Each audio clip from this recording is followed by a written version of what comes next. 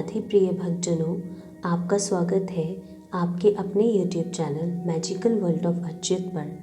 आज हम इस वीडियो में अष्टषटतिला माघ कृष्णा एकादशी की कथा तथा उसके महात्म्य के बारे में सुनेंगे। एक समय दालभ्य ऋषि ने ऋषि पुलत्स्य से पूछा, हे मुनीश्वर, मनुष्य मृत्युलोक में ब्रह्म हत्या आदि महान पाप करते हैं और दूसरे के धन की चोरी, दूसरे की उन्नति देखकर ईर्ष्या करते हैं, परंतु फिर भी उनको नरक प्राप्त नहीं होता।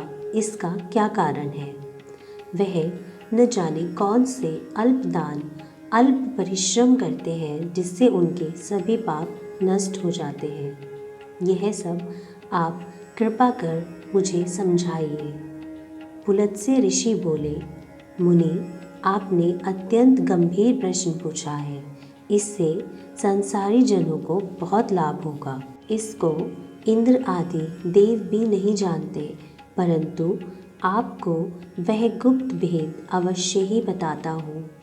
माघ मास के आने पर मनुष्य को स्नान आदि से शुद्ध रहना चाहिए और इंद्रियों को वश में रखना चाहिए तथा काम, क्रोध, मद, लोभ, मोह, अभिमान आदि का त्याग कर भगवान का स्मरण करना चाहिए।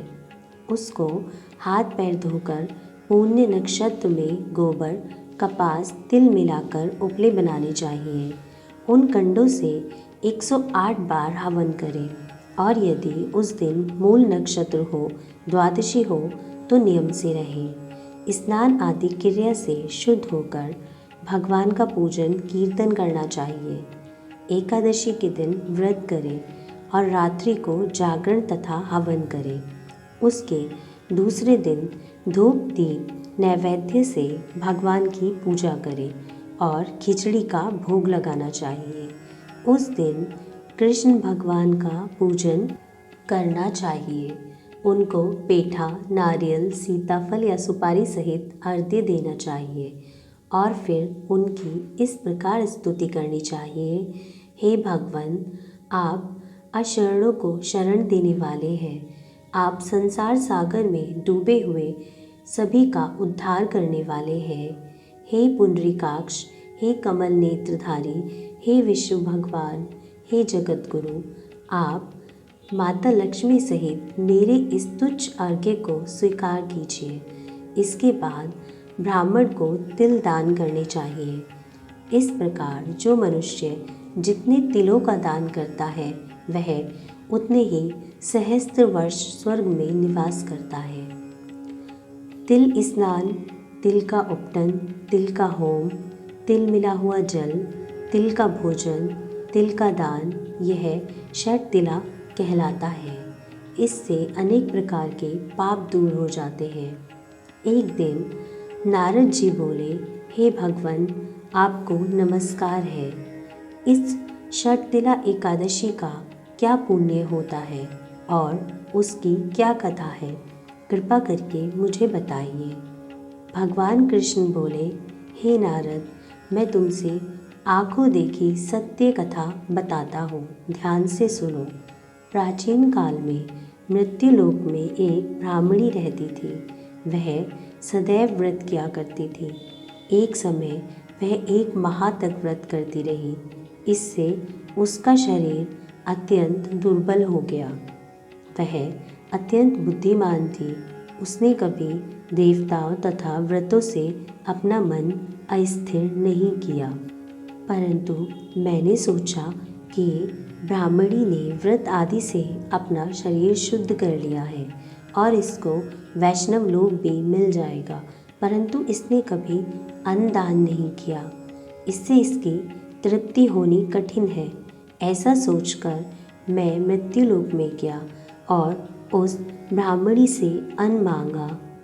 वह बोली, हे महाराज, आप यहाँ किस लिए आए हैं? मैंने कहा, मुझे भिक्षा चाहिए। इस पर उसने मुझे एक मिट्टी का पिंड दिया। मैं उसे लेकर स्वर्ग लौट आया। कुछ समय बाद वह ब्राह्मणी भी शरीर त्याग कर स्वर्ग आई।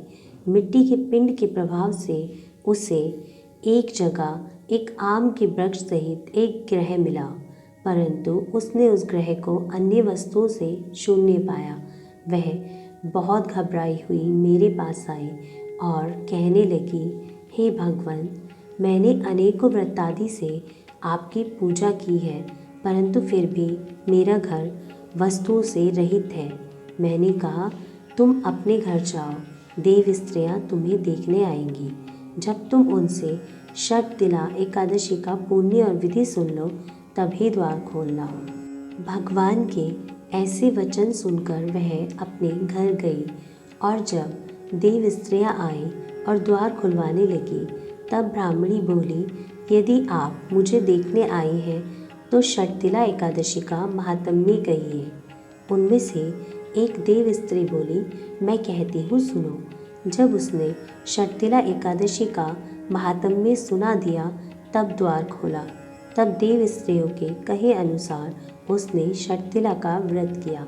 इसके प्रभाव से उसका घर धन धान्य से परिपूर्ण हो गया। अतः मनुष्य को मूर्खता छोड़ के षटतिला एकादशी का व्रत अवश्य ही करना चाहिए। इससे मनुष्य को जन्म जन्म में आरोग्यता प्राप्त होती है। राधे राधे।